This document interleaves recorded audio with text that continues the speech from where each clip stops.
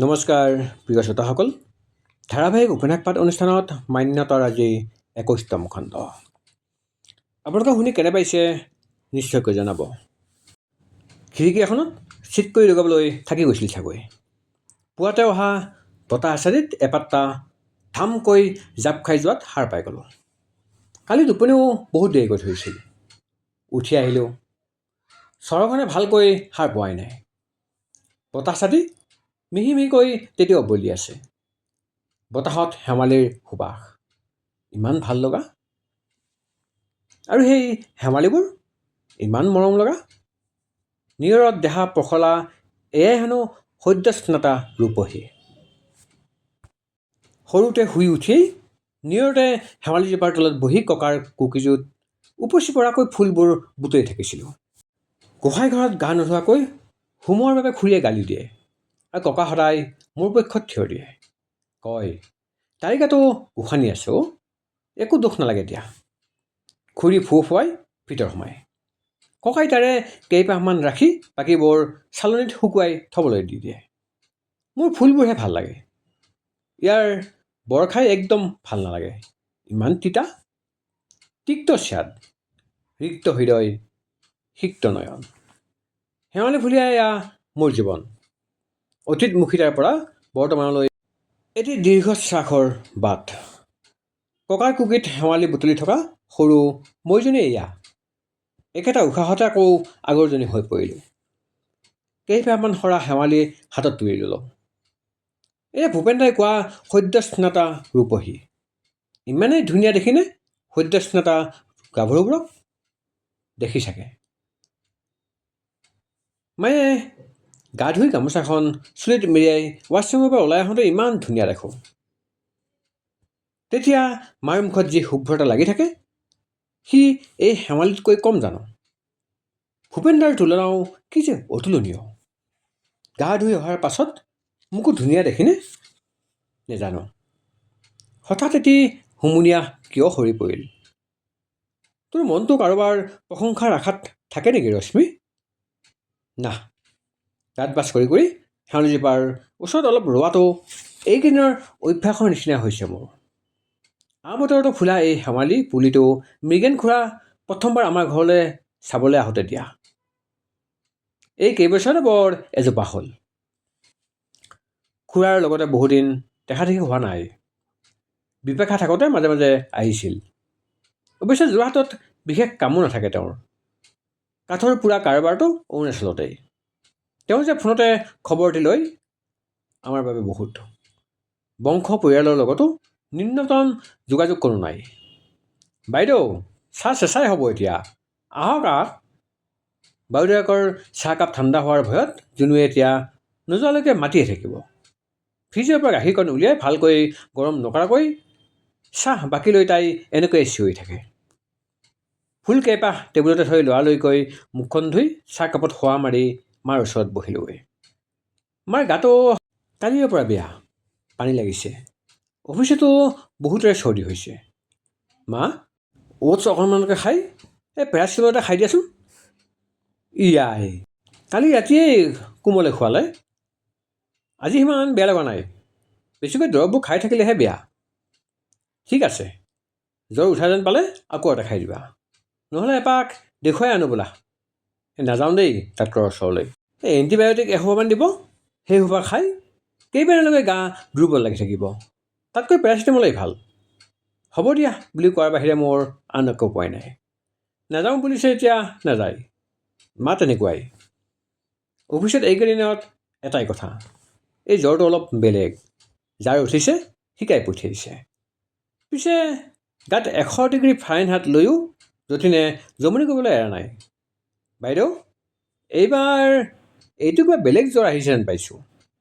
ঘৰত কৈছোঁ বোলো এই মৰতি যদি বৰকৈ লম্ভে নাৰ্ছিং হোম এখন ভৰাই দিবি হওক মোক। মেডিক্লেইম আছে যেতিয়া সিমান চিন্তা নাই, আৰু মৰিলে ইঞ্চুৰেঞ্চৰ টকাৰে চলিবি হওক আৰু তহঁত। হা হা হা।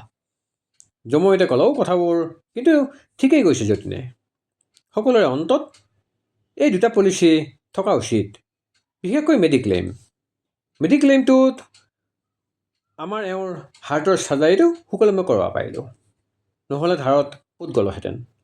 দত্ততাই ক'লে, আজিকালি অৱশ্যে দুখীয়াসকলে চৰকাৰৰ ফালৰ পৰা যথেষ্ট সা সুবিধা পায়। আয়ুষ্মান ভাৰত যোজনা, প্ৰধানমন্ত্ৰী সুৰক্ষা বীমা যোজনা আদি অনেক আঁচনিৰ সুফল বহুজনে পাইছে।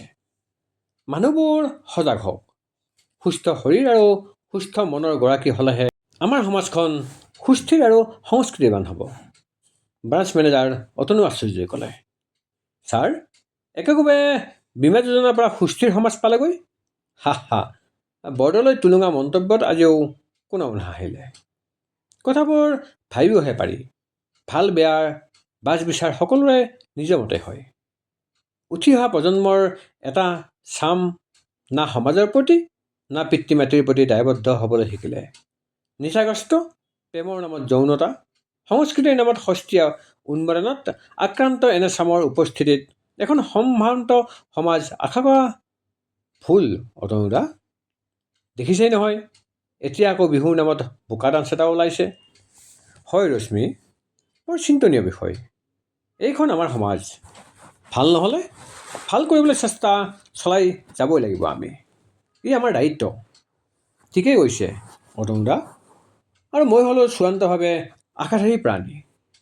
আচাৰ্যদাই ৰাণীজনী সোমাবলৈ আঙুলি পোনাই ঋক্ষত কোজা হৈ থকাৰ পৰাই মোলৈ চাই ক'লে।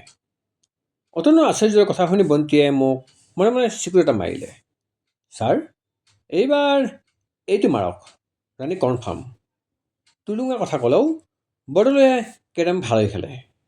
তেওঁৰ নিৰ্দেশমতে অতনুৱে পুনৰ ষ্ট্ৰাইকাৰটো লৈ নিৰ্দিষ্ট গোটটোলৈ পোনালে। ৰাণী মোৰেই। কথাটো কৈ কথকলি নৃত্যৰ দৰে নহ'লেও তেওঁ এক বিশেষ ভংগী কৰি ভ্ৰুযুগল ওপৰলৈ তুলি অতনুৱে মোক কি ক'ব খুজিছে মই নুবুজা নহয়। সেই দৃষ্টিক আওকাণ কৰি চিধাই ক'লোঁ, দত্তদা, খেলক আপোনালোকে। মোৰ ডাটা অলপ চেক কৰিব লগা আছে। ৰবা, টি ব্ৰেক, এনজয় কৰা। দৰ্শক নাথাকিলে খেলত মজা নাথাকে নহয়। নে কি কয় আচাৰ্য? হা। কথা কওঁতে বৰদলৈ মুখৰ তামোলৰ পিক বৰ্ডখনতে পৰে যেন দেখিলোঁ। একো নামাতি অফিচৰ ভিতৰত সোমালোঁ, লগতে বন্তিও। অতনু মানুহজন ভালেই। বৰদলৈহে এই মানুহজনৰ মূৰত কি সুমুৱাই দিলে নাজানো। মোৰ শলাগ আজিকালি দেখোন অলপ বেছিকৈয়ে লোৱা যেন লাগে।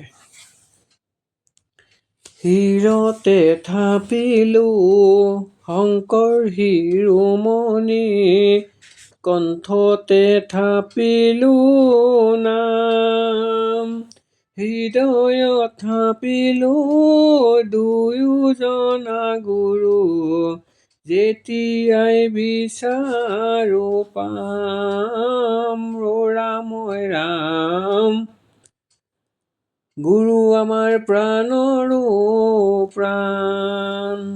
নামঘৰত মাইক বাজিলেই। আমাৰ নামঘৰ প্ৰাংগণত আজি কবিতাৰ এসন্ধ্যাত অনুভৱৰ আলাপ শীৰ্ষক সভা এখন পাতিছে। জয়া বাইদেৱে লগ ধৰিছিল। বাইদেউৰ নতুনকৈ কবিতাৰ নিচানা লাগিছে হেনো। জীয়েকে ফেচবুকত একাউণ্ট এটা খুলি দিয়াৰ কাৰণেই তেওঁ পুনৰ লিখা মেলাৰ আগ্ৰহটো বঢ়া বুলি কয়। মিছাও নহয়, বহুতে ফেচবুকতে লিখা মেলা কৰিয়েই প্ৰচুৰ জনপ্ৰিয়তা অৰ্জন কৰিবলৈ সক্ষম হৈছে।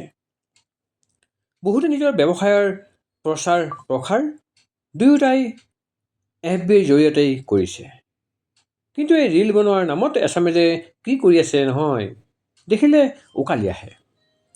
অফিচৰ পৰা ঘৰ সোমাবলৈ লওঁতেই জয়া বাইদেউ দেখি মাত লগালে, ৰশ্মি আহিলা? ওলাবা দেই আজি, কবি লোহিত কুমাৰো আহিব।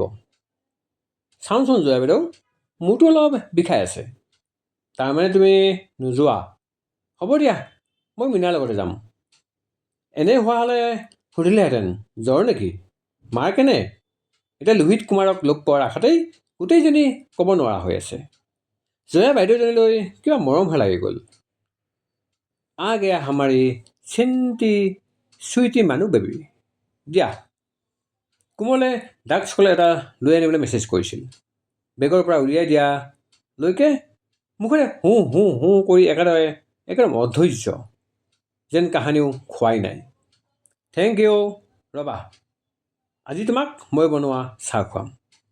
কোমলে চাহ বনাবলৈ গ'লেই। আজি বৰ খোজ দেখোন। ব্ৰহ্মাস্ত্ৰ চাবলৈ গৈছিল। বৰ ভাল পালে নেকি?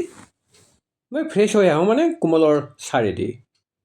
ইয়ে ল মাই ফেভাৰেট মছলা চাই, ELPত শিকি থোৱা। চাহকাপ আৰু বঢ়িয়া হৈছে। ৰণবীৰ আলিয়া ফাটাফাটি নে? মুভি কেনেকুৱা বাদ দিয়া, কি হ'ল এইটো শুনা। মোৰ তলৰ ৰ'দত দুটা ল'ৰাই এজনী ছোৱালীক বৰ কৰি থকা যেন লাগিছিল। ছেকেণ্ড হাফত যে একদম কনফাৰ্ম হৈ গ'লোঁ সিহঁতৰ মাজত কিবা এটা গণ্ডগোল আছে বুলি। এটা সময়ত সিহঁত ওলাই আহিল। লগে চিনেমা বাদ দি ময়ো ওলাই আহিলোঁ। সিহঁতে ৰাস্তাটোৰ সিটোপাৰত ফুটপাথত ৰৈ তৰ্কাতৰ্কি আৰম্ভ কৰি দিলে। ময়ো ওচৰৰ মুচিটোক মোৰ চেণ্ডেল এপাত চিলাবলৈ দি ৰৈ ল'লোঁ। সিহঁতে কথাবোৰ ফুচফুচাই কথাবোৰ য'ত পাতিছিল বুলি সিহঁতে গম নাপালে, মই শুনিব পাৰিছিলোঁ। তাই এটা ল'ৰাই ছোৱালীজনীক ধমক দিছিল, বেছি নকৰিবিচোন, আজিহে যাবি যেনিবা। তোৰ লগত গৈছিলোঁ বুলি, তাৰ লগতো কিয় যাম? নেযাওঁ মই। কি হ'ল পিছে বে?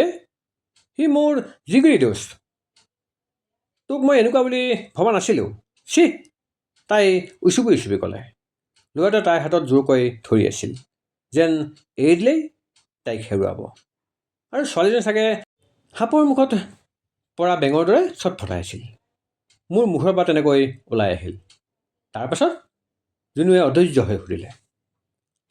ছোৱালীজনীয়ে হাতখন এৰুৱাবলৈ টনাজোৰা কৰিছিল। তাইৰ ভয় দুখ দুয়োটাই লাগিছিল। মই আৰু নোৱাৰিলোঁ। চেণ্ডেল টেণ্ডেল তাতে এৰি থৈ গৈ সুধিলোঁগৈ, কি হৈছে তোমালোকৰ? লগে সিটো ল'ৰাই মাত দিলে, ঠিক কিয় লাগে বে? তহঁত চুপ, তুমি কিয় কান্দিছা?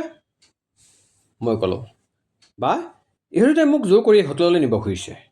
চিনেমা হলতো মোক য'তে ত'তে টাচ কৰি অশান্তি কৰিছিল। ইয়াক মই ভাল পাইছিলোঁ, ই যে এনেকুৱা গমকে পোৱা নাছিলোঁ। তাই কান্দি ক'লে।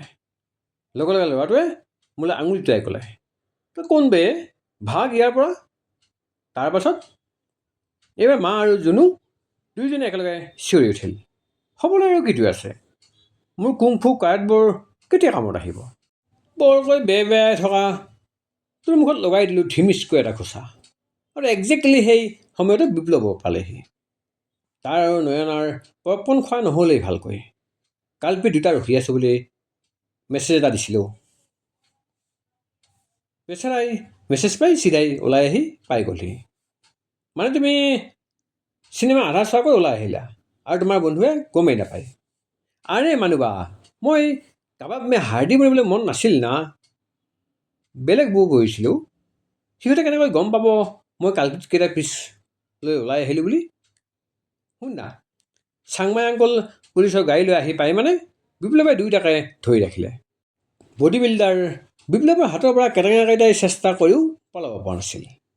মানে পুলিচে দিলা আৰুনো কি? আনফৰ্চুনেটলি ছোৱালীজনীয়ে কেছ দিব নিবিচাৰিলে, বাট সিহঁত শনিদেও। এই দুদিনটো লকআপত থাকিবই লাগিব। ছোৱালীজনী ক'ৰ? নন্দনাথ কলেজত পঢ়ে। হোষ্টেলৰ পৰা বয়ফ্ৰেণ্ডৰ লগত চিনেমা চাবলৈ আহিছিল। পাছত তাইক তিতাবৰত থৈ আহিলোঁ বিপ্লৱৰ গাড়ীৰে। কিয়? এই বেচেৰীজনী অকলে যাবলৈ ভয় খাইছিল। তাই হোষ্টেলো নগ'ল, চিধাই বৰহলাৰ গাড়ীত বহিল। ঘৰ হেনো সেইফালেই। কি নাম কৈছিল পাহৰিলোঁ। মাক দেউতাকৰ নামকেইটা মনত আছে, প্ৰবীণ প্ৰবীণা। ছেম হি কি লিখে? মাক এইবাৰ উপাধিটো লগা হ'ল। আৰু ছোৱালীবোৰ যে আৰু কোনোবা এটাই লাভ ইউ বুলি কৈ দিবহে লাগে, বছ হৈ গ'ল প্ৰেম। একো ধৰিব নোৱাৰেনে ডেটিং কৰিবলৈ ওলোৱাটোনো কেনে মেণ্টেলিটিৰ হ'ব পাৰে? কাম নাই দেই, ফুৰ ভৰাই কোমল চকলেট খোৱাত লাগিল। নোৱাৰি, ল'ৰাবোৰক চিনি পোৱাটো ইমান সহজ নহয়। বৰ চতুৰ কিছুমান পুৰুষ। এটা সুযোগৰ অপেক্ষাত থাকি সুন্দৰ অভিনয় কৰি যায় আৰু সেই সুযোগ পালেই দংশন কৰি পলায়ন কৰে, ঠিক ভাস্কৰৰ দৰে। প্ৰিয় শ্ৰোতাসকল, এয়া আছিল মান্যতাৰ 21তম খণ্ড। ধন্যবাদ।